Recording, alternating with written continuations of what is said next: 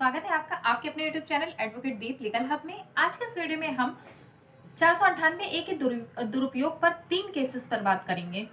आज का ये वीडियो हमारा 3 केसेस से संबंधित है, जिसमें कि 498 ए का दुरुपयोग किससे संबंधित मामले बताए गए हैं और इसमें क्या निर्णय आया, क्या कहा कोर्ट ने, इन सारी बातों को आपको बताया जाएगा, जो कि आपके केस में बहुत ही उपयोगी साबित हो सकती हैं।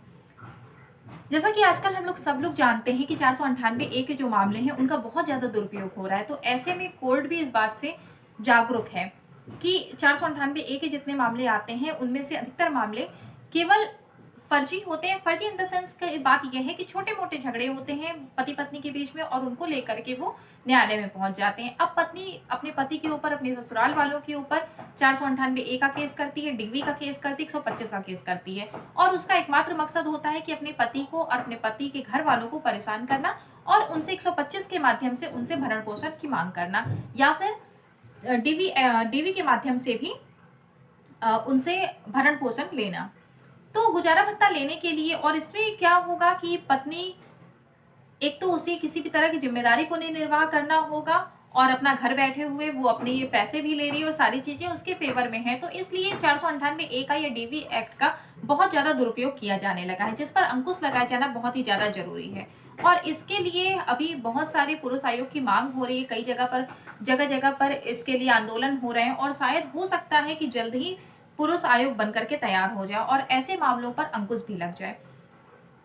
498 ए के बहुत सारे मामले कोर्ट में आज भी दर्ज हैं और उनमें बहुत ज्यादा समय भी लगता है। इसका एकमात्र मकसद ये है, एकमात्र इसका जो कारण है वो ये है कि ऐसे मामलों की इतनी ज्यादा भरमार हो गई है। एक तो सबसे बड़ी बात है कि कोई भी प्रूफ नहीं होता, आप छोटी छोटी चीजों को ले आते हैं और ला करके आप केस कर देते हैं। अगर आपके पास सबूत है, आप उन सबूतों के माध्यम से अगर कोर्ट में आते हैं तो जाहिर सी बात है कि आपका केस जल्द से जल्द खत्म हो जाएगा, लेकिन आपके पास सबूत नहीं होता, इसलिए आप डेट पर डेट लेते रहते हैं और मामला चलता रहता है। और ऐसे में पत्नी जब गुजारा भत्ता के लिए करती है, अंतरिम भरण पोषण की मांग करती है, तो उसका अंतरिम भरण पोषण के लिए कुछ आदेश हो जाता है और जिससे वो मंथली वो पैसे पाने लगती है और केस दूसरी तरफ चलता रहता है। इससे बहुत ज्यादा जो परेशानी होती है वो उन पतियों को होती है, उनके घर वालों को होती है, जो कि बेवजह ऐसे मामलों में फंसाए गए हैं और उन्होंने किसी भी तरह का उस पत्नी के साथ अत्याचार नहीं किया था, लेकिन फिर भी वो बिना कारण के ऐसे फंसाए गए हैं। और उनकी एकमात्र गलती क्या थी कि वो ऐसी लड़की से शादी कर लेते हैं जो कि उनके घर में आकर के उनके घर को बर्बाद कर देती है। अब आज के इस वीडियो में हम आपको कुछ केसेस के बारे में बताएंगे जिनमें कि अदालत ने भी ये माना है कि 498 ए का दुरुपयोग होता है। सबसे पहला केस तो हमारा अरनेश कुमार बनाम बिहार राज्य का है। अरनेश कुमार बनाम बिहार राज्य का मामला आपके लिए बहुत ज्यादा जरूरी है क्योंकि इसमें गिरफ्तारी पर रोक लगाई गई है। 498 ए में गिरफ्तारी पर रोक लगाई गई है। इसमें क्या हुआ था, इसके जो तथ्य थे वो ये थे कि पत्नी का आरोप था कि उसके दहेज की मांग की जाती थी और इसकी वजह से उसे उसके घर से निकाल दिया गया, उसके ससुराल से उसे निकाल दिया गया। और जब पति ने जमानत के लिए आवेदन किया तो उसकी जमानत को खारिज कर दिया गया और पति उसके बाद फिर जाता है सुप्रीम कोर्ट का दरवाजा खटखटाता है। और इस मामले में न्यायालय ने यह तथ्य पाया कि आईपीसी की धारा 498 एक संज्ञेय और गैर जमानती अपराध है और ये जो पत्नियां होती हैं वो इसे ढाल के बजाय एक हथियार के रूप में इसका प्रयोग कर रही हैं। मतलब ये जो धारा थी वो बनाई तो गई थी उनके उपयोग के लिए, उन पत्नियों के उपयोग के लिए बनाई गई थी जो कि ऐसे मामलों से परेशान है जिनके साथ सच में अत्याचार किया जाता है, लेकिन आज के समय में ये वो इसका प्रयोग एक हथियार के रूप में कर रही हैं और इससे पति के घर वालों, रिश्तेदारों को बहुत ज्यादा परेशानी हो रही है। कई बार तो ऐसा भी देखने में आता है कि जो दादा दादी हैं वो बिस्तर पे पड़े हुए हैं और उन्हें भी ऐसे मामलों में फंसा दिया जाता है, या अगर पति के माता पिता हैं और वो बहुत ज्यादा वृद्ध हो चुके हैं या फिर उनकी ऐसी स्थिति नहीं है, वो उन्हें बहुत सारी तरह की बीमारियां हैं, लेकिन उसके बाद भी उनका नाम इसमें डलवा दिया जाता है और उन्हें आकर के कोर्ट में खड़े रहना पड़ता है, उन्हें जेल में डाल दिया जाता है। तो ऐसे में ये न्यायालय ने कुछ दिशा निर्देश इस केस में बनाए और जिसमें कि ये सबसे जरूरी था कि अगर गिरफ्तारी बिना 41 ए की नोटिस के गिरफ्तारी नहीं की जा सकती है और 7 साल से कम के मामलों में गिरफ्तारी नहीं की जाएगी, जबकि इसके पहले अगर 498 ए का मुकदमा होता था तो गिरफ्तारी तुरंत ही हो जाती थी। लेकिन इस केस में दिशा निर्देश दिए गए और साथ ही ये भी कहा गया कि 7 साल से कम के अगर सजा का प्रावधान है किसी मामले में तो ऐसे मामले में गिरफ्तारी नहीं की जाएगी, तो गिरफ्तारी से बचाव दिया गया। और इसके अलावा मजिस्ट्रेटों को भी पर्याप्त सावधानी बरतनी चाहिए कि आकस्मिक और यांत्रिक रूप से नजरबंदी को अनाधिकृत न करें। वो ये भी इस मामले में कहा गया था। अब ये दूसरा हमारा मामला है मंजू राम कलिता बनाम असम राज्य का। इसमें क्या था कि पत्नी ने पति के हाथों शारीरिक और मानसिक क्रूरता का आरोप लगाया और इस पर आईपीसी की धारा 498 ए के तहत आरोप लगाया। और जब पत्नी ने आरोप लगाया तो पति ने सारे आरोपों को गलत बताया। कोर्ट ने इसमें हनुमंत राव बनाम एस रमानी का मामले का उल्लेख किया था और न्यायालय ने क्रूरता के दायरे को मापने के लिए मोहम्मद जैसे अन्य मामलों का भी उल्लेख किया। इस अन्य मामलों में एक था आपका सुशील कुमार शर्मा का बनाम भारत संघ का मामला, और एक था हुसन बनाम एमपी राज्य का मामला, और एक था आपका राजा रानी बनाम राज्य का मामला। तो इन सारे मामलों को रेफर किया कोर्ट ने इस मामले में।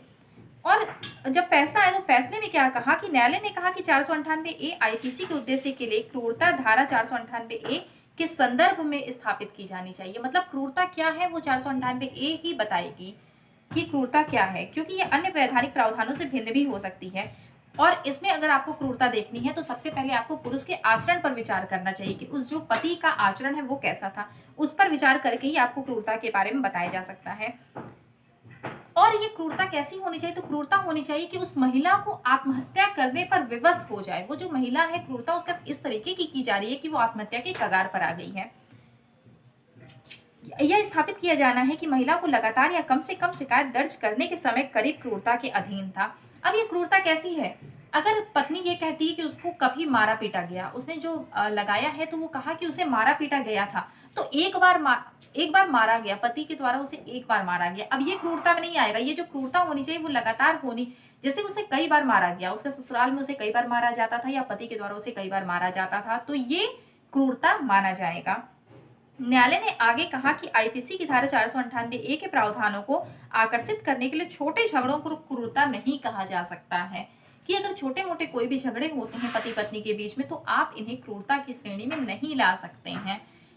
पति पत्नी का रिश्ता ऐसा होता है कि उनमें तकरार होती रहती है, छोटी मोटी बातों पर, उन्हें किसी बात पर अगर उन दोनों में कोई भी सहमति नहीं बन रही तो छोटी छोटी टकरारें हो जाती हैं। अब अगर आप उन्हें क्रूरता की श्रेणी में ले आएंगे तो इससे न्यायालय ने साफ मना किया है कि छोटे छोटे झगड़ों को हम क्रूरता नहीं मान सकते हैं।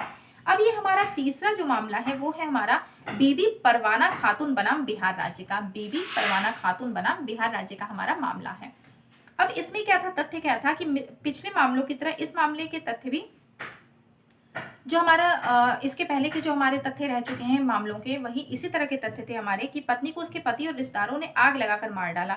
मृतक पत्नी की साली और देवर ने सजा को सुप्रीम कोर्ट में चुनौती दी थी। इस मामले में आग लगा के मार डाला था तो साली और देवर ने जाकर के चुनौती दी थी। फैसला इसमें आया कि न्यायालय ने इस तथ्य को संज्ञान में लाया कि इस मामले में अपीलकर्ता दुर्घटना के स्थान पर रहते भी नहीं थे।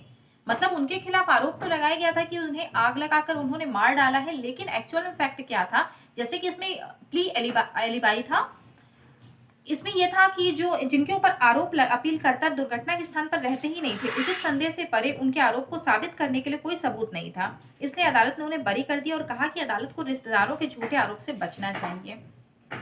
इस मामले में क्या हुआ था कि आरोप लगाया था कि मार डाला है, साली और देवर इस फैसले के खिलाफ चुनौती दी, जो आदेश आया उस आदेश को चुनौती दी और इसमें सुप्रीम कोर्ट ने पाया कि जो अपीलकर्ता मतलब कि जिनके खिलाफ आरोप लगाए गए थे, जब उन्हें सजा दी गई तो जब वो चुनौती के लिए गए तो अपीलकर्ता हो गए। अब अपीलकर्ता जो थे वे उस स्थान पर रहते ही नहीं थे, लेकिन फिर भी उन पर आरोप लगाया गया था, फिर भी उन्हें आरोपी बनाया गया था उस मामले में।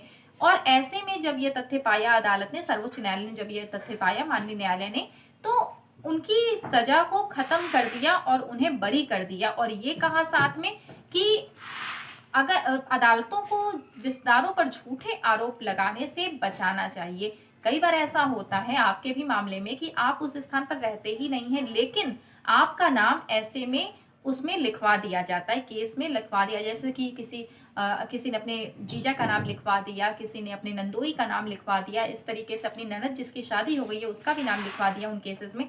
लेकिन एक्चुअल में क्या है कि वो तो उस स्थान पर रहते ही नहीं, उन्हें तो केवल परेशान करने के लिए आपने उनका नाम डलवाया है।